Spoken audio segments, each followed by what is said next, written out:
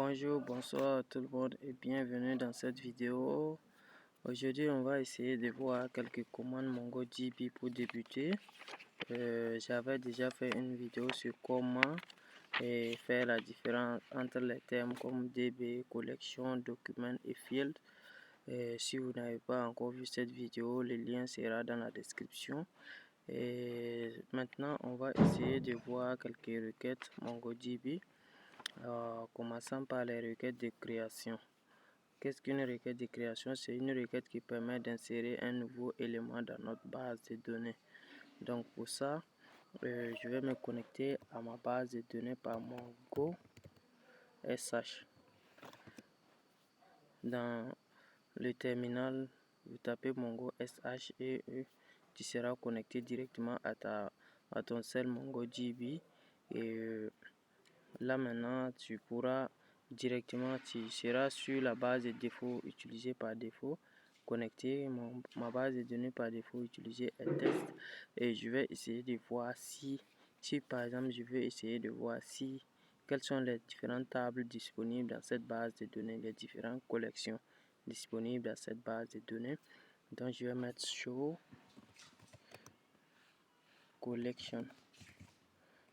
collection pour voir les différentes bases de données disponibles. Show collection, ok, je vois qu'on m'affiche ici parce que j'ai un problème, parce que j'ai trop zoomé. Donc on m'affiche ici que j'ai la collection publique seulement qui est disponible dans cette base de données. Ensuite je vais essayer de voir à l'intérieur de public qu'est-ce qu'il y a à l'intérieur des publics. Donc comment on fait ça? Pour voir les différents enregistrements de notre base de données, on va juste faire db.publish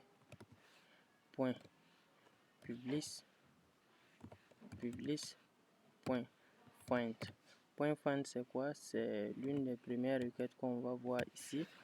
C'est une requête qui permet de voir en fait le nombre de bases de données, le nombre d'enregistrements disponibles dans notre base de données. Donc quand j'ai fait entrer, c'est trop zoomé, donc on m'envoie rien, ça veut dire que je n'ai absolument rien dans ma base de données. Donc pour ça, pour vous montrer un peu, je vais essayer de supprimer cette collection et en recréer une autre collection. Donc je vais mettre db.publish.drop pour supprimer une collection. Voici comment on fait, .drop comme ça, et cette collection sera supprimée. Ok, si je descends, je vois qu'on m'envoie true. True, ça veut dire que la collection a bien été supprimée. Donc si je mets encore, j'essaie de voir les différentes collections par show collection comme ça. Je vois que je n'ai plus de collection dans ma base de données, mais je peux en créer d'autres collections par. Donc je vais essayer de créer maintenant une autre collection parce que vous avez bien vu que j'ai plus de collection. Comme j'ai trop zoomé, donc ça bouge. Je vais résumer un peu pour qu'on puisse comprendre parce que c'est trop zoomé, donc le terminal ne fait que balancer. Ok, j'espère que vous voyez un peu. Ok, je vais faire comme ça. Je mets comme ça.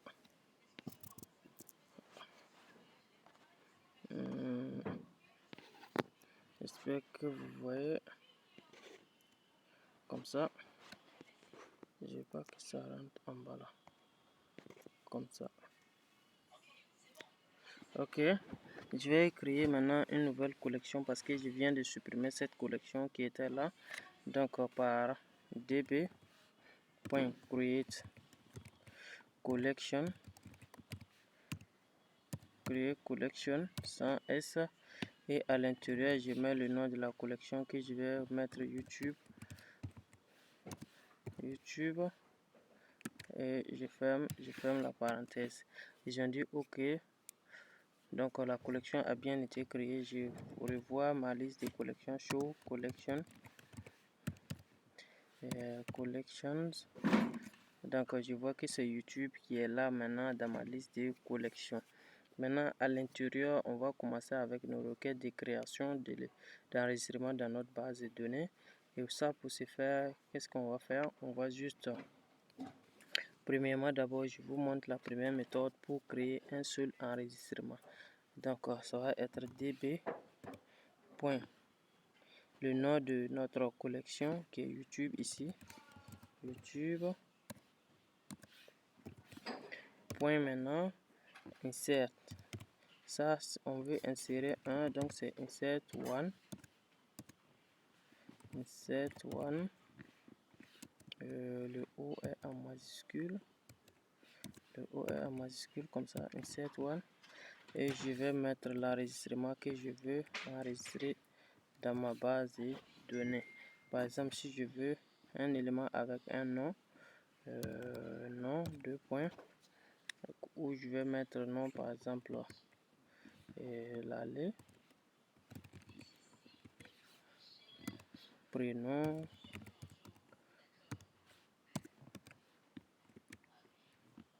je mets mon nom Moussa, âge, je mets tout simplement 23, ainsi de suite. Vous mettez tout ce que vous voulez, toutes les propriétés correspondant à cet enregistrement, à cette personne spécifique, et vous allez appuyer sur entrée et on voit que c'est à true, le statut est à true, donc ça veut dire l'enregistrement a bien été effectué. Donc là, si j'essaie de voir maintenant ma liste des éléments de ma base de données en faisant db. Le nom de la collection YouTube. Find, je vais voir tous les éléments. Donc je vois bien que c'est l'enregistrement que je viens de créer qui est là.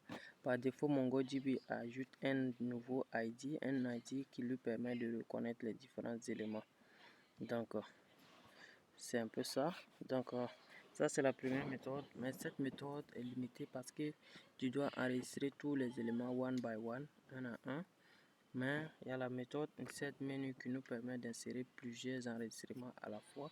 Donc on va essayer de l'utiliser aussi pour voir. Donc db.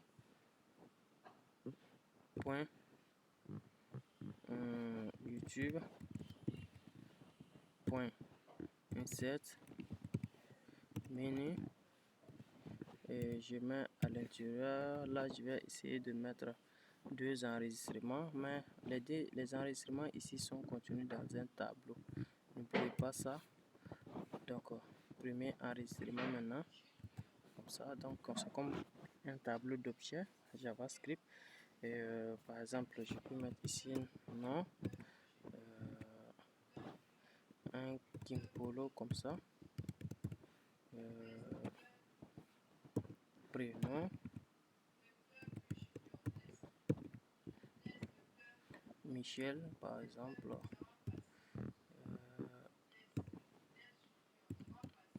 bon, comme ça. Ensuite, je peux mettre ville ici parce que c'est ça l'avantage de MongoDB, c'est que les champs ne sont pas obligés d'être les mêmes choses pour tous les enregistrements. Je peux mettre ici ville, je mets Brazza.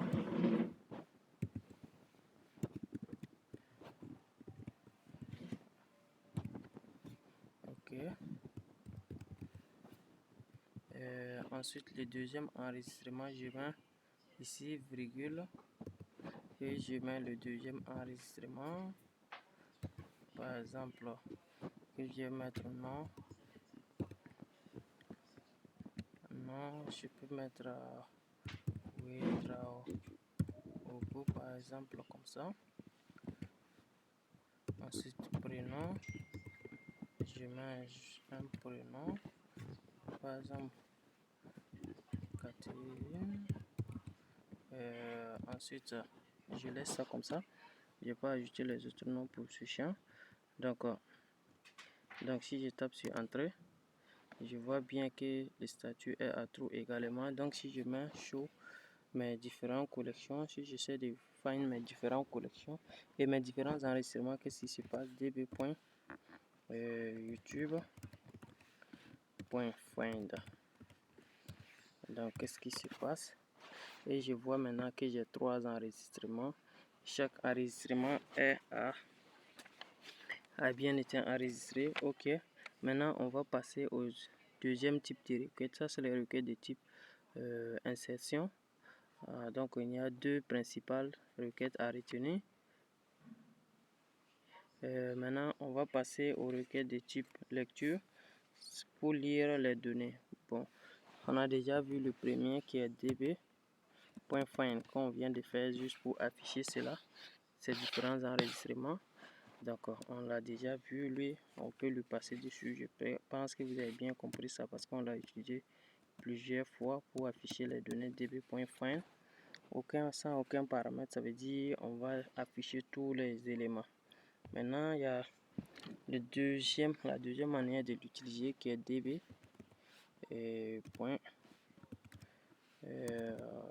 Le nom de la collection, ok, youtube.find, et là on met un seul paramètre. Ce seul paramètre qu'on met sous forme comme un enregistrement. Par exemple, si je mets un nom, 2 points, je mets l'aller comme ça. Donc selon vous, qu'est-ce que ça va afficher?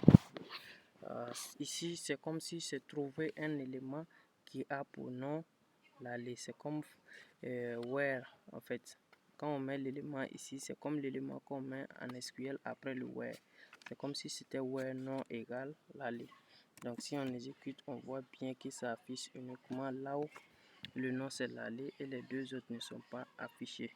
On peut de cette manière ajouter d'autres propriétés à vérifier également dans la même accolade, dans les mêmes accolades. Par exemple, nom égal à l'aller et prénom par exemple égal Moussa, comme ça. On va voir que ça affiche encore le même enregistrement. Ok, c'est un peu ça pour le where au niveau de MongoDB. Ça c'est un peu comme le where. On peut ajouter des propriétés autant qu'on veut que ça vérifie pour trouver notre élément. La deuxième manière de faire, et la deuxième utilisation de find, c'est find avec 2 paramètres. Donc dans ce cas, par exemple là, qu'est-ce que je vais faire? Je fasse ça d'abord. Je mets un nom égal à l'aller et le deuxième paramètre en fait find avec 2 paramètres. Le deuxième paramètre c'est en fait la sélection. Ok, on reprend, on va ok, point find. Le premier paramètre c'est ce qui correspond au where, comme je l'ai expliqué dans l'autre cas. Par exemple, si je mets un nom, 2 points, et l'aller comme ça, ça veut dire il faut sélectionner où le nom correspond à l'aller. Maintenant, si on n'a rien mis dans le deuxième paramètre, c'est comme sélectionner tous les champs où le nom correspond, tous les champs de ce enregistrement, de l'enregistrement dont le nom est l'aller. Maintenant, le deuxième paramètre va nous permettre en fait de sélectionner le champ spécifique qu'on veut retourner pour ce enregistrement spécifique. C'est comme quand on dit where select quelque chose, where nom égal l'aller, mais on n'a pas mis étoile, mais select nom prénom. Par exemple, si je veux juste que ça me retourne le prénom du champ où le nom ça fait l'aller, par exemple, je vais ajouter dans ce cas le deuxième paramètre où je vais mettre ici prénom, et là c'est booléen, prénom true, comme ça, true, ou je mets prénom tout simplement true, comme ça. Je teste, vous allez voir, prénom true. Donc là ça me retourne uniquement l'ID que MongoDB a créé et uniquement le prénom. Donc ça ne retourne pas les autres champs comme nom et l'âge. Maintenant, on peut, au lieu de mettre prénom à true, on peut également utiliser prénom 1. Comme vous pouvez le voir, true correspond à 1 ici et false correspond à 0. Ou 0 comme ça veut dire sélectionner. Si on met 0, ça veut dire sélectionner tous les champs sauf prénom, par exemple comme ça. Donc ça sélectionne nom et âge sauf le prénom. Et on peut également mettre false si on veut. On peut mettre false également comme ça. Et voici, on peut également mettre 1. On peut également mettre 1 pour dire true également comme ça. Qu'est-ce qui se passe? J'ai un problème au niveau des accollages, j'ai mal ici c'est parenthèse. Ok, pour dire retourne là où le nom est true, le prénom est true. Donc c'est un peu ça qu'on fait pour retrouver les éléments en MongoDB. Donc ça c'est les quelques commandes de base. J'espère que vous avez apprécié cette vidéo. Et si c'est le cas, n'hésitez pas à vous abonner à la chaîne. Et à très bientôt pour un nouveau tutoriel.